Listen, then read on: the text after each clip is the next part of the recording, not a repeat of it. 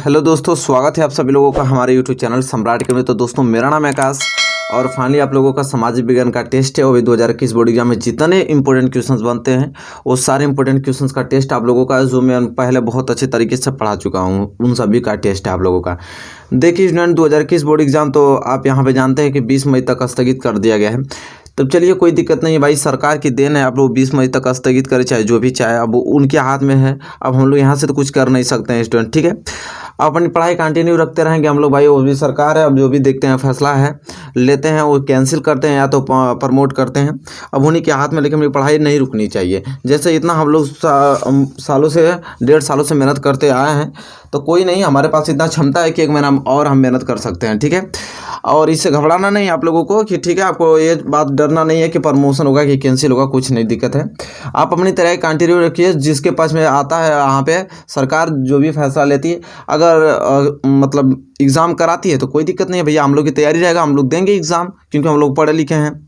और नहीं कराती है तो कोई भी दिक्कत नहीं भाई, जो भी उनका रहेगा प्रमोशन का, जो प्रमोट करेगा, जो भी परसेंटेज दे के संतुष्ट कर दे, क्या फ़र्क पड़ता है, ठीक है। लेकिन पढ़ाई नहीं रुकनी चाहिए, क्योंकि बोर्ड एग्ज़ाम 100% में से हमको लगता है 100% में से 90% चांस है कि आप लोगों का एग्ज़ाम कराया जाएगा, ठीक है। 10% चांस है कि प्रमोट कराया जाएगा। तो कोई दिक्कत नहीं है, हम लोग को अपनी पढ़ाई कंटिन्यू रखना है। सारे क्वेश्चंस को प्रैक्टिस अभी से अच्छे तरीके से करना है। 1 महीने मात्र, और 1 महीने और तैयारी कर लीजिए, ठीक है। क्या करना है, इतने सालों से पढ़े हैं तो कोई दिक्कत नहीं है। आप लोग चलिए टेस्ट देते रहिए अच्छे तरीके से, जिसके पक्ष में फैसला आएगा वो 1 महीने बाद हम लोग को मालूम। 20 मई तक दिया है ना, तो 1 महीने और है, अब 20 दिन तक और पढ़ लेते हैं, फिर इसके बाद फैसला जो भी आएगा देखा जाएगा। तो चलिए टेस्ट देने के लिए बिल्कुल तैयार हो जाइए। इस वीडियो को शेयर नहीं किया तो शेयर कर दीजिए, चैनल पर नहीं है तो चैनल को भी सब्सक्राइब कर दीजिए, साथ ही साथ बेल आइकन को भी प्रेस कर लीजिए। तो चलिए अपनी पढ़ाई कंटिन्यू रखते हुए एक क्वेश्चन में पहला क्वेश्चन उठाता हूँ, जो कि काफ़ी बहुत ज़्यादा मोस्ट इंपॉर्टेंट है। वो सारी क्वेश्चन की प्रैक्टिस करना है और आपको याद होना चाहिए, ठीक है, भूलना नहीं आप लोगों को। चलिए मैं पहला क्वेश्चन से लिखता हूँ, उसका आंसर देने की कोशिश कीजिएगा। बहुत ही प्यारा प्रश्न स्टूडेंट है। चलिए यहाँ पे स्टूडेंट पहला प्रश्न जो पॉपुलर प्रश्न है कि न भारत आने के बाद, देखिए बहुत ही ज़्यादा मोस्ट इंपॉर्टेंट क्वेश्चन है। भारत आने के बाद गांधी जी द्वारा चलिए 20 दिन टाइम मिला, अच्छे तरीके से तैयारी करते हैं। गांधी जी द्वारा, भारत आने के बाद गांधी जी द्वारा चलाया गया पहला आंदोलन कौन सा था? पहला आंदोलन कौन सा था? बहुत ही ज़्यादा महत्वपूर्ण यह प्रश्न है। ये सारे प्रश्न 2021 बोर्ड एग्ज़ाम की आन शान है, ठीक है, क्योंकि यह देखने को आपको मिलेगा 2021 बोर्ड एग्ज़ाम में। और इसका आंसर आप लोगों को बताना है मुझे कि भारत आने के बाद गांधी जी द्वारा चलाया गया पहला आंदोलन कौन सा था। बहुविकल्पी बहुत सारे हमने क्वेश्चन किया है, लेकिन लघुत्तरीय भी, लघुत्तरीय, अति लघुत्तरीय, दीर्घोत्तरीय भी करना हम लोग को बहुत ही ज़्यादा महत्वपूर्ण सारे क्वेश्चन से। इसको प्रैक्टिस तो सबसे ज़्यादा करना है। तो चलिए इसका उत्तर के माध्यम से हमको बताइए कि क्या होगा इसका उत्तर। बहुत ही ज़्यादा प्यारा प्रश्न, लिखना चालू कीजिए, आराम से टेस्ट दीजिए, क्योंकि समय आपको मिल गया है। और अच्छे से दीजिए कि आपको सारे प्रश्न में रिवीजन करा दूंगा, एक भी प्रश्न छूटने वाला नहीं है। कि भारत आने के बाद गांधी जी द्वारा चलाया गया पहला आंदोलन कौन सा था। आराम से, कोई दिक्कत नहीं है, आप उत्तर लिखिए और हमें बताइए कि क्या होगा इसका आंसर। कि भारत आने के बाद गांधी जी द्वारा चलाया गया पहला आंदोलन कौन सा था। बहुत ही प्यारा प्रश्न है, जल्दी से बताइए। तो देखिए स्टूडेंट, कैसे हम लोग इसका उत्तर लिखेंगे, बहुत ही ज़्यादा महत्वपूर्ण है। ये अति लघुत्तरीय प्रश्न है, ठीक है। और अति लघुत्तरीय प्रश्न कितने मार्क्स दिलाएगा? 2 नंबर। तो 2 नंबर लायक लिखिएगा, बस नाम उसका मत लिखिएगा कि भारत आने के बाद गांधी जो चलाया गया पहला आंदोलन, बस नाम लिख दे, नहीं, नाम नहीं लिखना है। उसका सन आप लिख सकते हैं, कितने सन में, कहाँ से, कैसे चलाया गया, सब कुछ लिखना पड़ेगा। 2 नंबर का सवाल है, जल्दी से लिख के बताइए। तो देखिए कैसे लिखेंगे, आप लोग मैच करा लीजिए मेरे आंसर से, जैसे आप लोग लिख रहे हैं। तो हम लोग लिखने का तरीका बोर्ड एग्जाम में ऐसे लिखेंगे हम लोग कि दक्षिण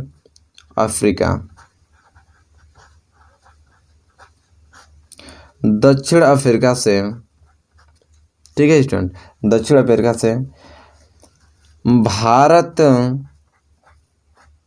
लौटने के बाद,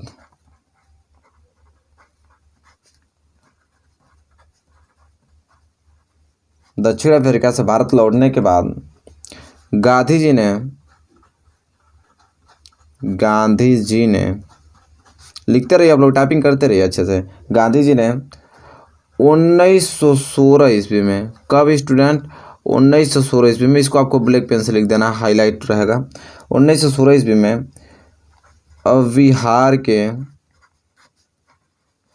बिहार के चंपारण से, बिहार के, यहाँ से लिखेंगे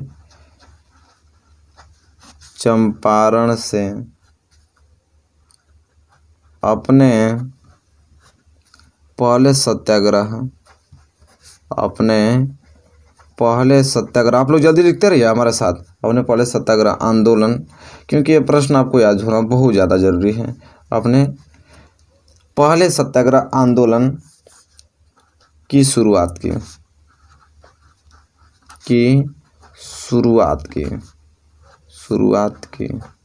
ठीक है स्टूडेंट, शुरुआत की। इसके बाद कामा लगा के लिखेंगे यहाँ पे, यहाँ के किसान, देखिए 2 नंबर का सवाल है ना, तो कुछ तो लिखना ही पड़ेगा जानकारी के माध्यम से।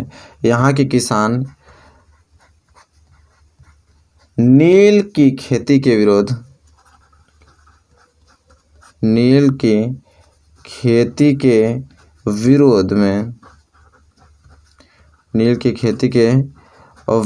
में आंदोलन चला रहे थे। आंदोलन, आप लोग लिखते रहिए, इसका आंसर लिखना आप लोगों को, चला रहे थे। तो देखिए 2 नंबर इतना लिखेंगे तब 2 नंबर देगा आपको, ये नहीं कि बस डायरेक्ट आपको लिख दें कि पहले सत्याग्रह आंदोलन की शुरुआत की, सत्याग्रह के आंदोलन की शुरुआत से लिख दें तो नहीं। 2 नंबर आपको पाना था, इतना पूरा लिखना पड़ेगा कि भारत आने के बाद गांधी जी द्वारा चलाया गया पहला आंदोलन कौन सा था। तो आप क्या उत्तर में लिखेंगे कि दक्षिण अफ्रीका से भारत लौटने के बाद गांधी जी ने 1916 ईस्वी में बिहार के चंपारण से अपने पहले सत्याग्रह आंदोलन की शुरुआत की। यहाँ के किसान नील की खेती के विरोध में आंदोलन चला रहे थे। ठीक है, किसके विरोध में? देखिए नील की खेती के विरोध में आंदोलन चला रहे थे, और पहला सत्याग्रह आंदोलन की शुरुआत उन्होंने किया 1916 ईस्वी में बिहार के चंपारण से। ठीक है, जब वहाँ महात्मा गांधी दक्षिण अफ्रीका से भारत लौटने के बाद। चलिए क्वेश्चन नंबर पहला अगर इतना लिखते हैं तो 2 नंबर आपका क्लियर हो जाएगा, नो डाउट होना चाहिए आपको। चलिए बढ़ेंगे हम अगले क्वेश्चन की ओर। और क्वेश्चन नंबर दूसरे को मैं यहाँ क्वेश्चन नंबर दूसरा लिखता हूँ, इसका उत्तर देने के लिए हो जाइए बिल्कुल तैयार आप लोग। देखिए बहुत ही प्यारा प्रश्न लूंगा जो कि एग्जाम के दृष्टिकोण से बहुत ही ज़्यादा हाईलाइटेड प्रश्न है, वो प्रश्न में आप लोगों को प्रैक्टिस कराऊंगा जो कि आपको एग्जाम में लड़े प्रश्न है। देखिए दूसरा प्रश्न का उत्तर बताइए कि संकटग्रस्त, देखिए बहुत ही ज़्यादा मोस्ट इंपोर्टेंट है प्रश्न सब है। संकटग्रस्त जातियों में, जातियों से क्या अभिप्राय है? क्या अभिप्राय है? बहुत ही ज़्यादा महत्वपूर्ण ये प्रश्न है, जल्दी से इसका उत्तर बताइए क्या होगा इसका उत्तर। बहुत ही महत्वपूर्ण ये सारे प्रश्न हैं। चलिए बताइए इसका उत्तर क्या होगा कि संकटग्रस्त जातियों से क्या अभिप्राय है। वेरी वेरी मोस्ट इंपोर्टेंट प्रश्न है, इसके उत्तर के माध्यम से हमें बताइए। ये भी आपका 2 नंबर का है। ठीक है, 2 नंबर मिलेगा अगर इस प्रश्न को आप सॉल्यूशन करते हैं तो। संकटग्रस्त जातियों से क्या अभिप्राय है, बहुत ही प्यारा प्रश्न आपकी स्क्रीन पे आ गया है। जल्दी से उत्तर के माध्यम से बताइए कि क्या होगा इसका उत्तर। तो देखिए स्टूडेंट जल्दी से आप लोग मेरे साथ लिखते रहिए, आप भी लिखते रहिए, मैं भी लिखता हूँ, क्योंकि भाई यहाँ पे अति लघु उत्तरीय है तो लिखने में आंसर थोड़ा बड़ा होगा। ठीक है, तो समय तो लगेगा। तो चलिए मैं भी लिखता हूँ, आप लोग भी आंसर लिखिए। संकटग्रस्त जातियों से क्या अभिप्राय थे, क्या लिखेंगे हम लोग कि संकटग्रस्त, आपको भी लिखना है साथ ही साथ, मेरे जो भी आपको याद है आपको साथ ही साथ लिखना है संकटग्रस्त, क्योंकि अब एक बार लिख देता है मनुष्य तो कभी भूलता नहीं है। ठीक है, संकटग्रस्त जातियों से अभिप्राय, संकटग्रस्त जातियों से अभिप्राय, संकटग्रस्त जातियों से अभिप्राय उन जातियों से है, उन जातियों से है जिनके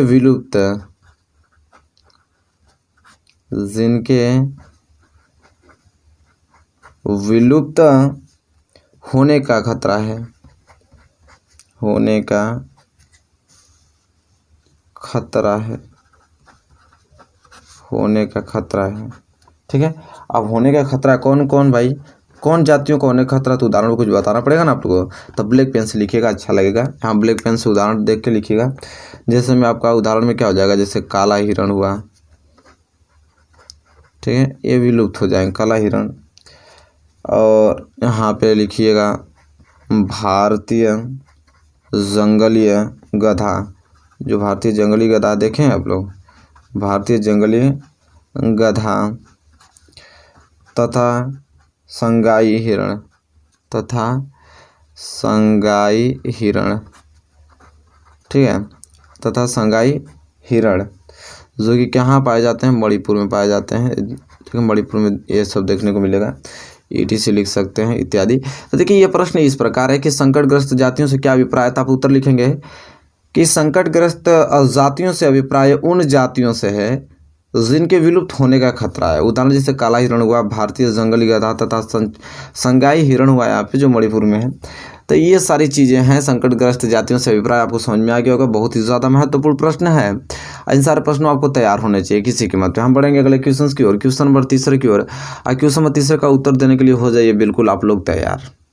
चलिए क्वेश्चन नंबर 3 उठाता हूँ। देखिए एक जो तीसरा क्वेश्चन है वो बहुत ही ज़्यादा छोटा क्वेश्चन है, लेकिन इसी सभी अंतर्गत आता है। मतलब जितना ये मोस्ट इंपॉर्टेंट है उतना वो भी मोस्ट इंपॉर्टेंट है। ठीक है, लेकिन वो भी ये 2 नंबर मिलेगा, ऐसी बात थोड़ी है। 2 नंबर उसका भी है, लेकिन बस छोटा है। अब क्या छोटा है, चलिए मैं लिखता हूँ यहाँ पे। तो चलिए इसका आंसर बताइएगा आप लोग। देखने में छोटा लगे घाव करे गंभीर वाला कहावत सुने हैं, यही है क्वेश्चन का रोल है कि भारतीय वन्यजीव अधिनियम, यहाँ पे आरक्षण भी कहा जाता है उसको, भारतीय वन्यजीव चाहे आरक्षण कह सकते हैं, अधिनियम। देखिए बहुत ही मोस्ट इम्पोर्टेंट, बहुत बार देखें इस प्रश्न को पूछा गया। अधिनियम किस वर्ष लागू किया गया, किस वर्ष लागू किया गया। तो देखिए बहुत ही छोटा, बस सन बताएंगे 2 नंबर मिल जाएगा। तो भाई इसमें क्या रखा है, 2 नंबर हमको तो चाहिए ना किसी कीमत पे। तो जल्दी से उत्तर बता दीजिए इसका, 2 नंबर ले लीजिए। 2 नंबर का सवाल यहाँ पे है कि भारतीय वन्यजीव रक्षण अधिनियम किस वर्ष लागू किया गया, 2 नंबर आपको मिल जाएगा। तो ये क्वेश्चन बहुत ही ज़्यादा मोस्ट इंपॉर्टेंट है, तो इसको भाई टेस्ट लेना जरूरी है। मतलब समझ रहे, इसको याद होना बहुत आपको जरूरी है। 2 नंबर का सवाल है, जल्दी से बताइए आप लोग कि भारतीय वन्यजीव रक्षण अधिनियम किस वर्ष लागू किया गया। तो चलिए उत्तर के माध्यम से आप लोग बता दिए होंगे। इसका उत्तर भाई आप लोग पढ़े लिखे हैं, ठीक है, तो जल्दी से बताइए। मैं भी इसका बता देता हूँ। तो वर्ष 1972 में भारतीय वन्यजीव रक्षण अधिनियम लागू किया गया। तब देखिए यहाँ पे बस इतना लिखने पे आपको 2 नंबर मिल गया। कितना, इतना लिखने पे आपको 2 नंबर पक्का हो गया स्टूडेंट। ठीक है, चलिए तब 2 नंबर मिल गया। तो हम बढ़ेंगे अगले क्वेश्चन की ओर, क्वेश्चन नंबर 4 की, और उसको लिखते हैं, उसका आंसर बताने की कोशिश कीजिएगा। चलिए मेरे प्यारे विद्यार्थी, क्वेश्चन नंबर 4 लिखता हूँ। बहुत ही ज़्यादा महत्वपूर्ण प्रश्न है, उसका उत्तर बताइएगा आप लोग। यहाँ पे लिख देता हूँ क्वेश्चन नंबर 4, इसका आंसर आप लोग बताइएगा। इसका जो है प्रश्न है, ये कहता है कि धात्विक, ठीक है, क्या कहता है कि धात्विक खनिज किसे कहते हैं। देखिए बहुत ही ज़्यादा मोस्ट इंपॉर्टेंट सारे प्रश्न बता रहा हूँ आप लोगों को। ये सारे प्रश्न अगर आपको याद हो गए तो समझ लीजिए कि काम तो बन गया बहुत ही अच्छे तरीके से हम लोगों का। धात्विक खनिज यहाँ पे किशन होगा। धात्विक खनिज किसे कहते हैं, धात्विक खनिज किसे कहते हैं, ऐसे यहाँ लिखा जाएगा, ऐसे 2 खनिजों के नाम बताइए। ऐसे 2, यहाँ पे लिखा जाए खनिजों के नाम लिखिए, ऐसे 2 खनिजों के नाम लिखिए। देखिए बहुत ही ज़्यादा मोस्ट इंपोर्टेंट सब प्रश्न है स्टूडेंट। ठीक है, ये सारे प्रश्न अगर आपको याद हो गए तो समझ लीजिए कि बहुत ही ज़्यादा अच्छा मार्क्स ला पाएंगे। बहुत ही ज़्यादा, इसकी गणना नहीं कर सकता, 90% कोई चांसेस नहीं, बहुत ही अच्छे तरीके से ला सकते हैं। ठीक है, क्योंकि ये प्रश्न देखिए वैसे प्रश्न हैं जो कि हम लोग प्रैक्टिस कर रहे हैं टेस्ट के माध्यम से, वो सभी 2021 बोर्ड एग्जाम में आएंगे। तो धात्विक खनिज किसे कहते हैं, ऐसे 2 खनिजों के नाम लिखिए। तो जल्दी से स्टूडेंट उत्तर के माध्यम से हमें बता दीजिए आप कि धात्विक खनिज किसे कहते हैं, और कह रहे हैं कि ऐसे 2 खनिजों के नाम लिखना है, वही आप हमको बता दीजिए।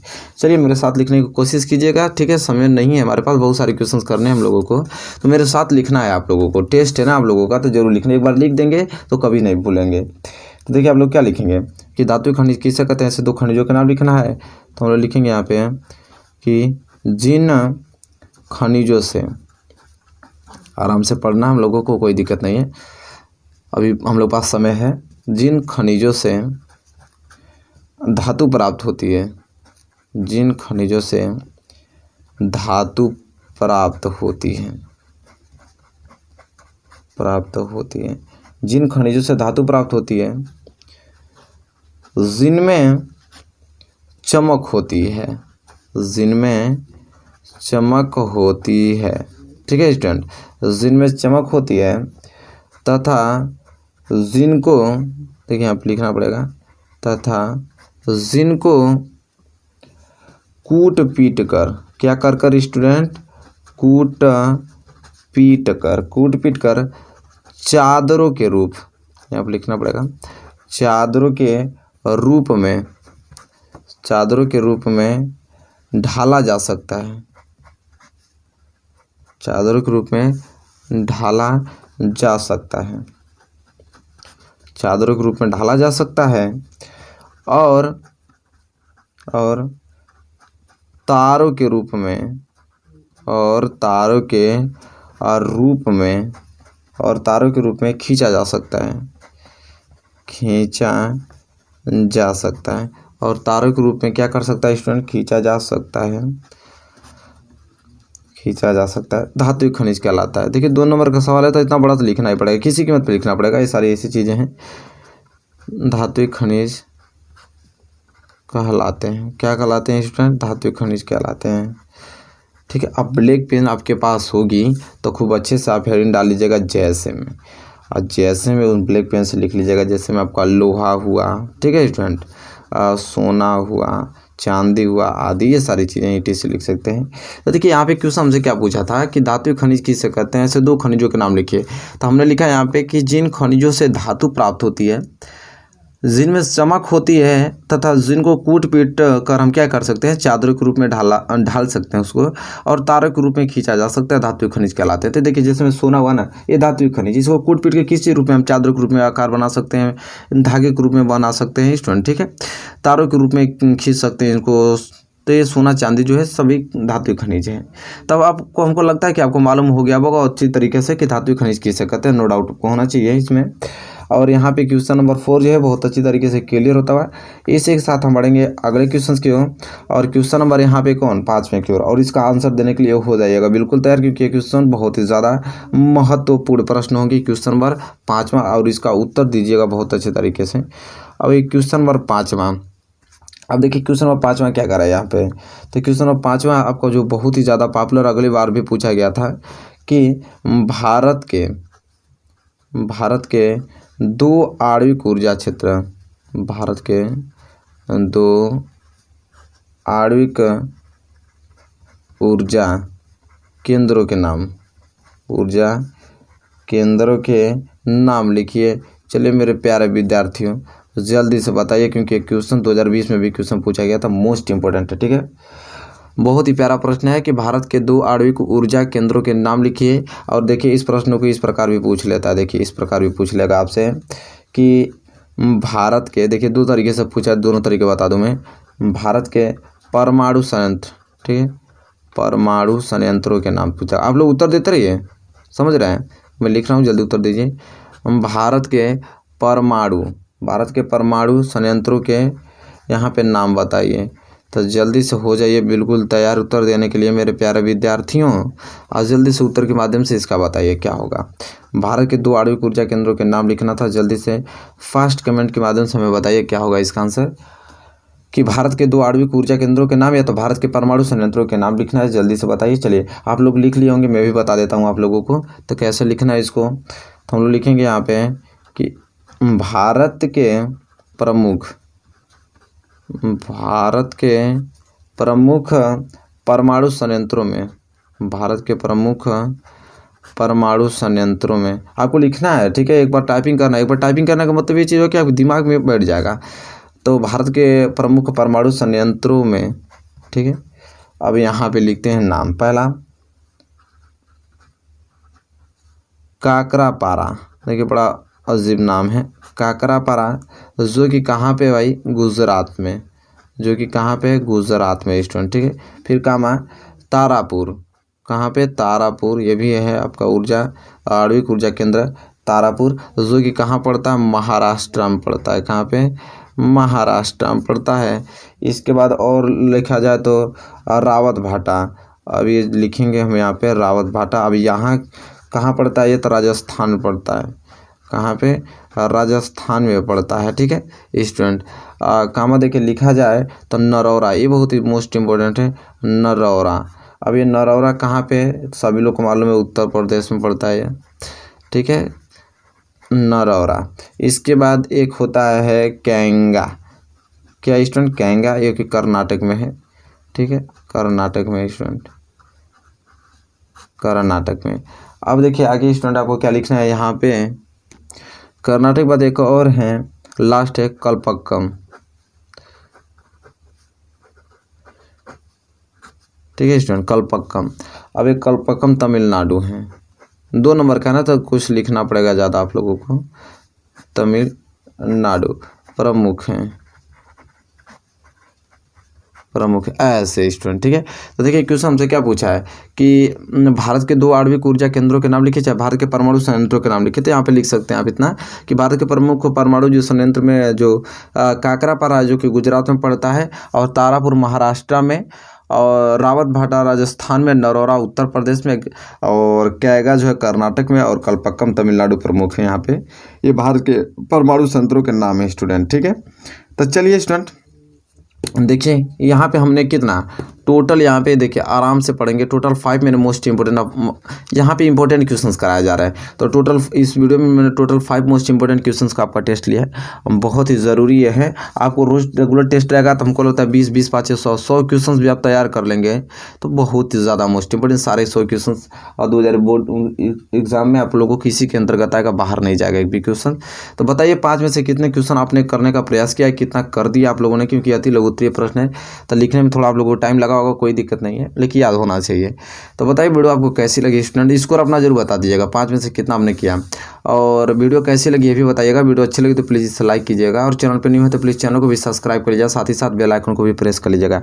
ऐसे ही आप लोगों को प्रैक्टिस करनी है, आप लोगों को जब तक एग्जाम का डेट ना आ जाए, और अच्छी तरीके से प्रैक्टिस बनाए रखना है कि ताकि अगर डेट भी आ जाए तो हम लोगों को कोई दिक्कत नहीं है, हम लोग अच्छे तरीके से एग्जाम को क्या कर सकते हैं, क्वालिफाइड कर सकते हैं। चलिए प्यारे मेरे विद्यार्थियों, मिलेंगे आपसे नेक्स्ट वीडियो में, तब तक के लिए दोस्तों धन्यवाद। आप लोग मेरे चैनल से जुड़ के अच्छे तरीके से तैयारी करते रहिए।